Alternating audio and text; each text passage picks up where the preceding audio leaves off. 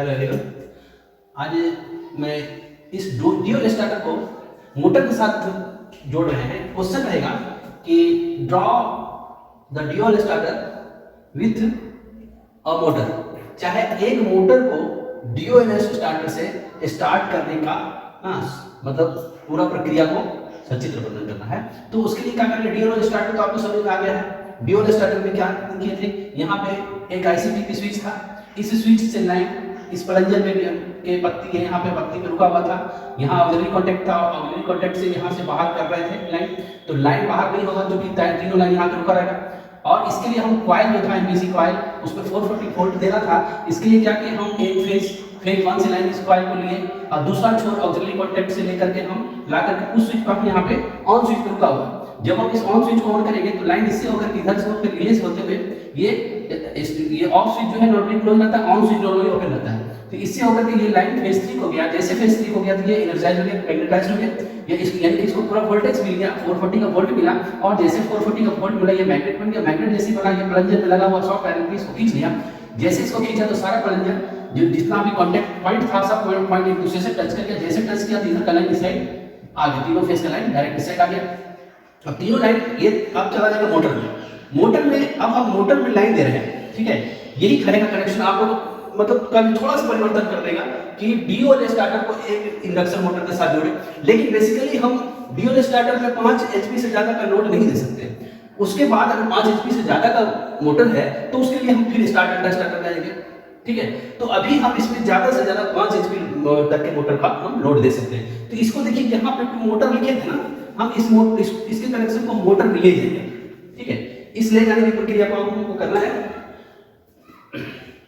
देखिए अब हम क्या कर रहे हैं, इसी कनेक्शन को हम ले जा रहे हैं मोटर के लिए। तो थोड़ा सा जगह ले रहे हैं उसको, वहां पे यहाँ पे जगह है इसलिए हम यहाँ पे ले जा रहे हैं। आपको यहाँ जहाँ जगह मिले वहीं पे ले जाकर, यहाँ अगर रहता जगह तो ये आप कनेक्शन कर लेते हैं। तो इसको हम मोटर में कनेक्शन करने के लिए ले जा रहे हैं तीनों फेस को।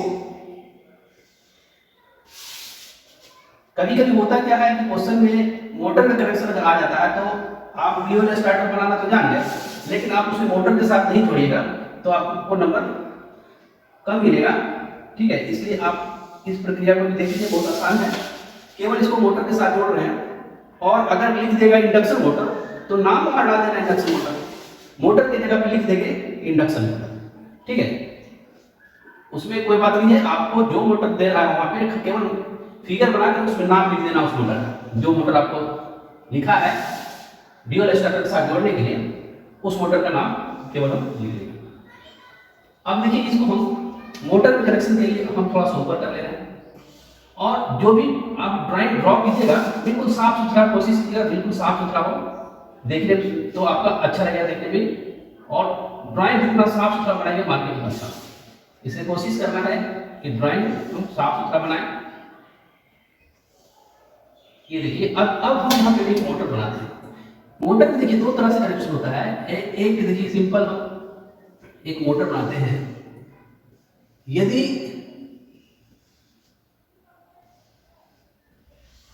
ये मोटर हो गया,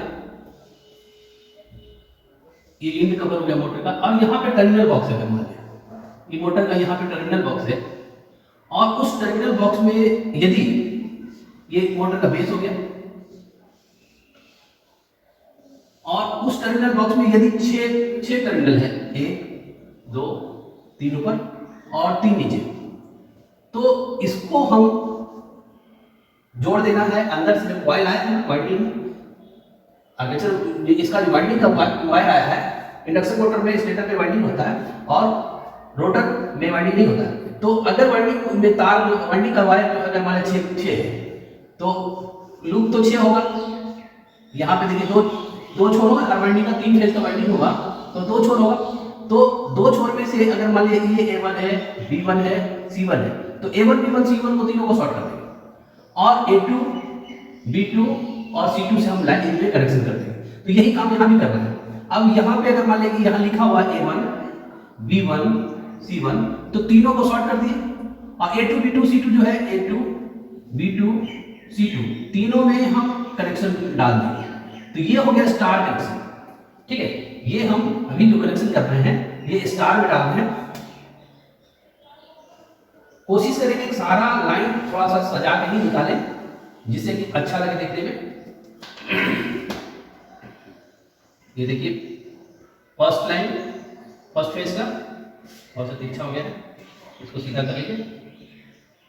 ये पहला फेज का एक लाइन गया यहाँ, दूसरा लाइन यहाँ गया और तीसरा, तीनों को हम लोग जोड़ लेंगे, तीनों तार से जोड़ देंगे।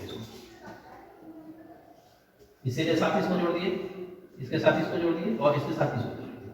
ये तीनों फेज हम इसको जैसे लाइन सप्लाई मिलेगा मोटर चलने लगेगा। ठीक है, तो ये हो गया, ये इंडक्शन मोटर है।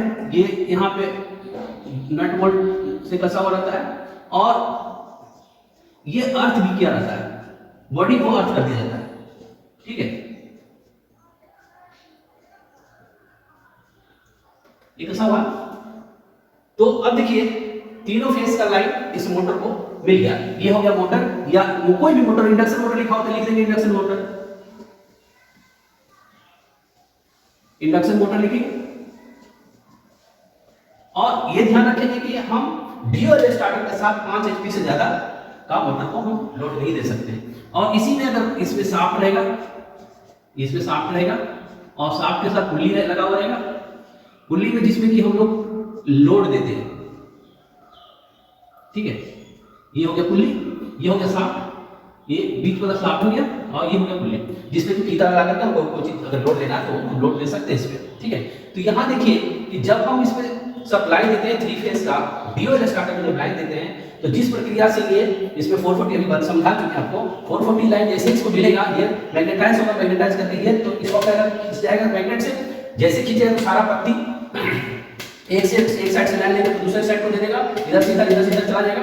और ऑक्सिलरी कांटेक्ट में जो लाइन ये अभी शॉर्ट रेंज में यहाँ दिख रही है, तो यहाँ से लाइन लेकर हम बाहर से लेकर के यहाँ पर लगा दिए थे ऑन स्विच को। ऑन स्विच में जैसे पुश करेंगे तो ये इधर से होकर रिले से होकर के लाइन इसको 3 फेज 3 लेगा, सर्किट पूरा होगा इसका। जैसे सर्किट पूरा हो तो इसको खींचेगा। अब तीनों फेज में जब लाइन चलाएगा तो खींच जाएगा, तो तीनों पत्ती पे लाइन चलाएगा, तीनों पत्ती का लाइन मोटर को मिलेगा, अब मोटर चलने लगेगा। लेकिन मोटर में अगर लोड ज्यादा दे देगा, इससे होकर के हम लोड अगर इसमें दे रहे हैं, इसमें फीता लगा हुआ है, हाँ, अब इससे जो भी चीज चला रहा है, प्रेशर मशीन चला रहा है, कुछ भी चला रहा है, आटा चक्की जो भी चला रहा है, वो अगर उस पर लोड बढ़ेगा, यहाँ पे भी इस पे लोड बढ़ेगा मोटर पे, तो क्या होगा कि इससे होकर करंट का मान बढ़ जाएगा, धारा का मान बढ़ेगा। तो जैसे धारा का मान बढ़ेगा तो ये ओवरलोड कॉइल जो है यहाँ पे ये हीट होगा। ओवरलोड कॉइल जैसे हीट होगा तो ये जो कि बायोमेट्रिक होता है, थर्मोस्टेट होता है, ये 2 धातु से मिलकर बना होता है। देखिए ऐसा है, यहाँ पे 2 धातु है, एक मान लीजिए कॉपर है, हाँ, और एक दूसरा धातु है, हाँ, तो दोनों धातु मिलकर इसको रिवेट किया हुआ। अब जब अब सब धातु का गर्म होने का टेम्परेचर कोएफिशिएंट अलग अलग होता है, दोनों धातु का टेम्परेचर कोएफिशिएंट अलग अलग होता है। तो एक धातु पहले हीट होगा तो वो बेंड मतलब फैलेगा, धातु जब गर्म होता है तो फैलता है, तो जब वो फैलेगा तो क्या करेगा, बेंड करेगा। एक नहीं फैलेगा, एक फैलेगा तो क्या होगा, ये बेंड करेगा। तो जब ये बेंड करेगा तो जब ये इस वे में बेंड करेगा तो ये क्या होगा, इससे इसके साथ जो लगा हुआ प्लंजर है, ये जो एरो है, जो ये ओवरलोड रिले के साथ टच किया हुआ है, जैसे ये थोड़ा सा भी बेंड करेगा तो ये क्या होगा, इसको खोल देगा। यहाँ से जैसे खुलेगा तो लाइन इधर से होकर के जा रहा था फेज 3 को, वो लाइन ब्रेक कर जाएगा। और जैसे ही ब्रेक करेगा तो इसका मैग्नेटिक पावर समाप्त हो जाएगा। जैसे मैग्नेटिक पावर समाप्त हो मोटर बंद हो जाएगा। तो लोड पर जैसे लोड बढ़ाएंगे तो ये सेफ्टी डिवाइस में कौन कौन सा है, देखिए सेफ्टी डिवाइस सबसे पहले तो ये ओवरलोड लोड रिले, ठीक है, ये सेफ्टी डिवाइस है। दूसरा है आईसीटीपी स्विच, इसको भी ऑफ कर सकते हैं हम, इससे भी ऑफ कर सकते हैं डायरेक्ट लाइन। तीसरा ऑफ स्विच यहाँ पे अगर मान लिया कि ये रिले नहीं काम किया तो हम अगर ऑफ करना है तो इसको भी पुश कर देंगे तो फिर जाएगा सर्किट ब्रेक कर देगा। जैसे सर्किट ब्रेकर मैग्नेटिक पावर से समाप्त होगा तो फिर तो ये सर्किट इसको फिर हमको यहाँ से ऑफ करना ही पड़ेगा। तो ये ऑफ स्विच से भी हम, ये भी सेफ्टी डिवाइस है। हमारा सबसे ज्यादा सेफ्टी डिवाइस ओवरलोड रिले है, ठीक है। तो अगर क्वेश्चन कह दिया कि draw free hand sketch of a D.O.L starter connected with a induction motor and show all protective devices, तो प्रोटेक्टिव डिवाइसेस इसमें हम डालें। फ्यूज भी हमारा प्रोटेक्टिव डिवाइस है, अगर ओवर कभी कभी हाई वोल्टेज नहीं शॉर्ट करेगा तो फ्यूज भी उड़ेगा। तो आईसीटीपी स्विच जो है ये भी हमारा प्रोटेक्टिव डिवाइस है, जो किसी सर्किट को ब्रेक करने का क्षमता रखता हो वो प्रोटेक्टिव डिवाइस है। फ्यूज तो सबसे पहले, दूसरा ओवरलोड रिले है, वो प्रोटेक्टिव डिवाइस है। तीसरा हमारा स्विच है जो ऑफ ऑन स्विच है, ये सब प्रोटेक्टिव डिवाइस है, जो कि हम मान लीजिए कहीं किसी को झटका लगता है तो स्विच ऑफ कर देंगे पहले, तो वो तो प्रोटेक्टिव डिवाइस बना। एमसीबी गिरा देंगे तो वो प्रोटेक्टिव डिवाइस है। मेन स्विच अगर आईसीटीवी स्विच है वो गिरा देंगे तो हमारा वो सब जो है प्रोटेक्टिव डिवाइस है, जो कि हमको सुरक्षा प्रदान करता है। ठीक है, ये हमारा ये क्वेश्चन पूरा कंप्लीट हो गया। ये जो दिखाए हैं, ये कनेक्शन दिखाए हैं स्टार में, अगर डेल्टा में करना होगा तो डेल्टा के लिए भी हम बता देंगे नेक्स्ट क्लास में, जो डेल्टा जो अभी इसके बाद हम नेक्स्ट क्लास लेंगे, जो कि अभी जो डी.O.L स्टार्टर बताया इसके बाद डी स्टार डेल्टा स्टार्टर बताएंगे। ठीक है, तो अगर किन्हीं को डाउट है तो आप कमेंट बॉक्स में दे सकते हैं। आपको सारा सर्किट समझ में आ गया है।